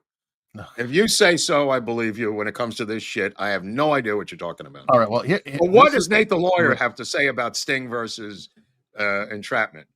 That's all I care about. Here we go. A sting operation is a legal setup to catch someone committing a crime. Entrapment is when law enforcement induces someone to commit a crime. Induces. Otherwise wouldn't. Induces. That's such a thin gray area. Come on. Well, hold on. That's a government rumor. Kidnapping is entrapment. Hold on. A sting operation is a legal setup to catch someone committing a crime. Okay, that's kind of sketchy. And entrapment is when the law enforcement induces someone to commit a crime they otherwise wouldn't. Man, that's really okay. Well, no, I'll give you an example. That's vague. I'll just say that's vague. No, that's vague. I don't think it is because if you say, all right, for example, you set up a pawn shop and you'll buy whatever merchandise comes off the street, right? That's a sting operation. You're not telling them to go rob something. You're just providing an outlet. So if they happen to rob something and you're buying it from them, you're acting as a fence, right? You're faking them out. Well, you're also buying stolen merchandise, which is a crime. So you're committing a crime in the act of preventing a crime. Well, if it never actually... I mean, it's like selling someone heroin. I didn't make them buy the heroin, but it's my government heroin. And now I'm having you buy heroin from me. I got you. You bought the heroin from me. That is completely freaking bonkers. All I'm saying is it's a very, very gray area of the laws. I'm exaggerating for effect, but it is gray. Okay. Yeah. Folks, one man's entrapment is another man's sting operation. Nate is a defense lawyer, but if he was still a cop, he'd be entrapping him left. No, I didn't finish. Okay. I said if he was still a cop, he'd be entrapping him left and right. But now he's on the other side, so we'll take it with a grain of salt. If I know Nate's laughing his ass off. I'm sure he is because it's funny. Yes. There's no comedy in Houston. Sam Kinison is dead. Okay. And notice this is a super chat. So it just says that. How does that work? I mean, how is he doing a super chat? Well, is doing a super chat. But nobody else can do it, or? Okay, well, the problem is I can't see it. It's not apparent to me that they're doing it. So I'm trying to catch what I can, looking for just the numbers in there.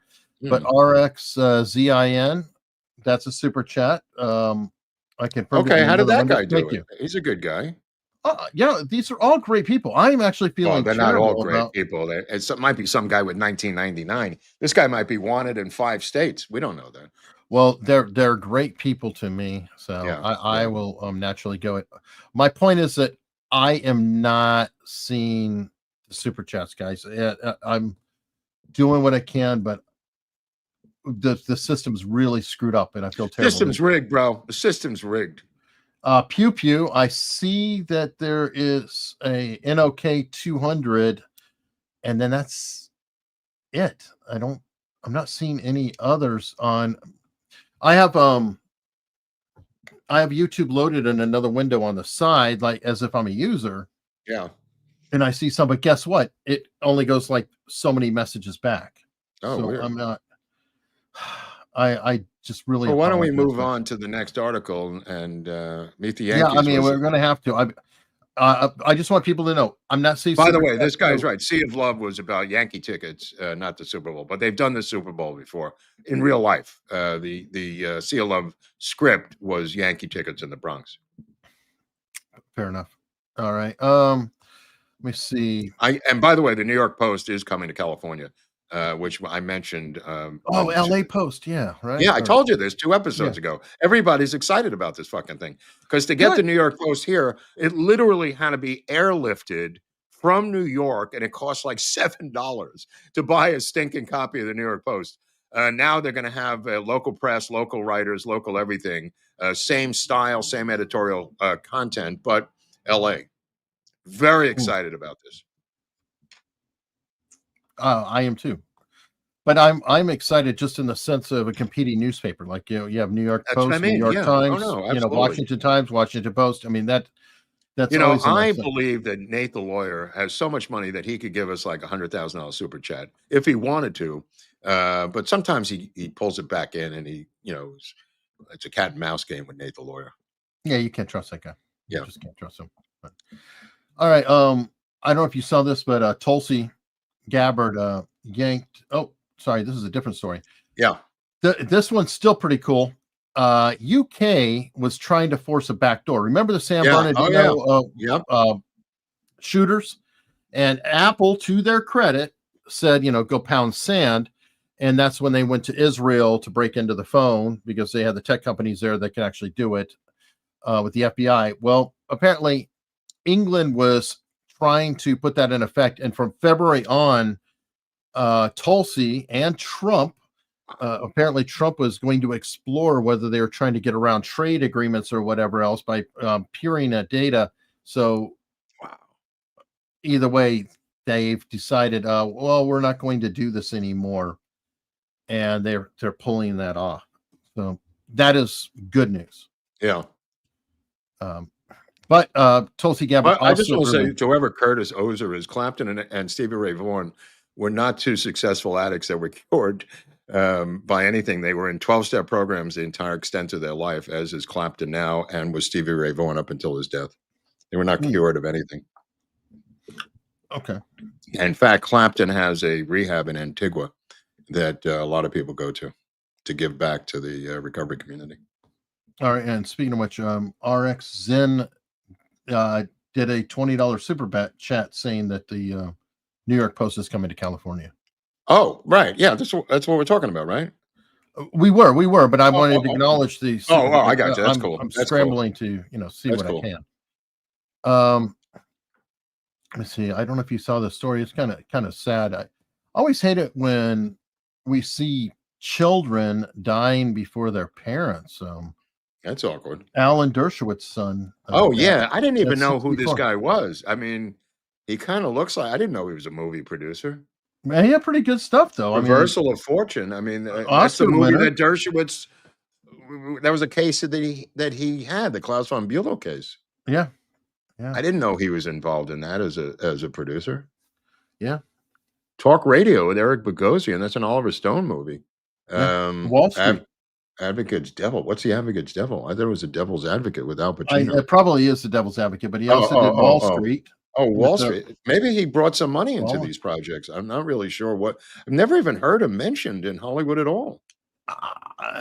Neither have I. I have to look it up after the show. But I mean, look at those credits. Those are legit credits. Oh, I'm saying they're legit credits. I'm just wondering what he physically did. Yeah, same producer. So I don't know. There's a wide variety. Producer's the widest thing. It's a wide net. It's a wide net, bro. I mean, as we know from our executive producer could be a guy who brings in money and gets an EP credit. True. He's not hands-on at all, but he brings money into the project. Right. Line producers are where you actually. Line producer is brutal. That's a brutal job. Right. Yeah, but they're there. They're on the set. They're the accountants of the film, right? In a way, yeah. But there is an accountant for each project. There is a set accountant. That's actually a job. But the line producer is someone who literally breaks everything fucking down to the penny. Right. They handle the budget for mine. Yeah. So like, Yeah. we can't do this. We can't do that. That is one of the toughest real producer job is line producer. That's what I've always heard. So I don't know. All right. I don't know if you ever watched Biggest Loser or you're familiar with it. Apparently, not really, but I know what it is. I know what it is. Apparently, Netflix has got a documentary on it, and Jillian Michaels is threatening to sue Netflix, Bob Harper, who was a co-star on it, Dr. Huizinga, who also was a co-star on it, over caffeine claims and things. Now, Biggest Loser, there's a lot of controversies about that show. Keep going.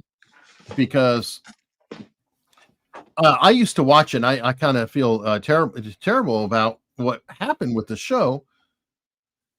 It seems like almost everybody who was on that show who lost all that massive weight, a big high number of them, unfortunately, they gained it all back. And many of them wound up with worse health outcomes than they had going into the show, which is a really kind of a tough thing. It's a definite indictment about the show. And Jillian Michaels is one of the trainers on it. We're going to have to see how this all shakes out. I don't know what the truth is going to be, what the breakdown is going to be, or how it is going to be. But I don't know. It's going to be a troubling situation. We'll see. Why? She's suing because she's in it, or what's her? Well, she was in it, and they're apparently making claim. I haven't watched the documentary, so I don't want to get things wrong. I was going to look at it last night. I watched some other stupid movie that they recommended, which was unwatchable. I think they were claiming that she was feeding them caffeine pills and different things like that, and others were allowing Ambien and tobacco. Like I'm just trying to get the. You know what? Now I'm going to have to look at it. Now you stoked my curiosity.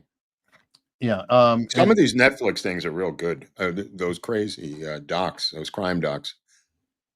Oh, yeah. You got to be careful with it. But anyway, yeah. Saying as for the claim she was sneaking contestants caffeine pills, she says it's bogus and that she has the receipts that they're perfectly allowed to do it. And then let me see. Here we go. What did she work on the show or something? Yeah, she was one of the trainers. Oh, I don't know her background. I don't really. Oh, okay. Well, that's what she's known for. Oh, I didn't know that. I just thought she was known for losing a lot of weight and being a lesbian. No, I don't know if she lost. I think her weight was always fine. She's always been a trainer.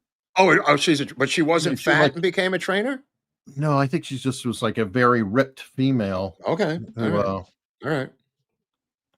Let me see. I think. All right, I think this is a super chat from Scott H. There's a new JFK assassination movie coming out about the mob, produced by Nick Cazzelli or Pelosi. I don't know how you say this it. was the David Mamet thing that they ended up suing each other that Mamet bailed out on, and it was written by Sam Giancana's grandnephew or something, who I believe is that Salazzi guy. That might be him, yeah. That was the one that had Shia in it and others that fell apart. No, I don't know if it's coming out. People have said that for years. Okay. Scott saying it could be. They could be, yeah. I think somebody famous became the director after Mamet. But I don't remember it going into production. I have to look it up. Okay. No, that makes sense. It's a mob did it. Sam Giancana did it movie. Fair enough. Now, well, one issue. No, I have to keep an eye on the time. We have a bit of a hard out coming up. I know, Mark, you have a activity coming, and I will be shifting over to locals. But I just wanted to tell everybody, I missed a ton of super chats. I literally did not see the super chats.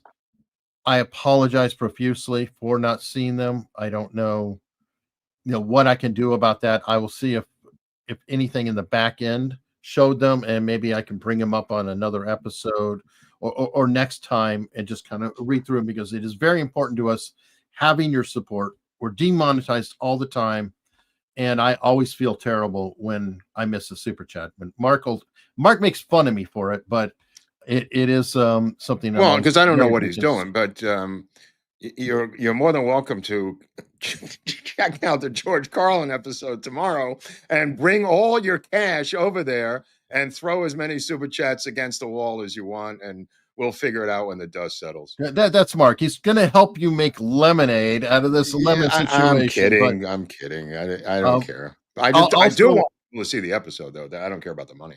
We'll definitely check that on Wednesday. And then on Thursday, I'll be releasing John Kiriakou, who was the CIA whistleblower who went to prison for a couple of years for revealing the torture program with the CIA. So that'll be coming out on Thursday. And interesting talks about Giuliani and pardons and some really interesting stories in that mix. But for now, we're going to shift over to locals. Again, I'm so sorry about the super chats. I don't know what to do on that. But I hope you consider following us over there. Links in the description. And I'll see you momentarily.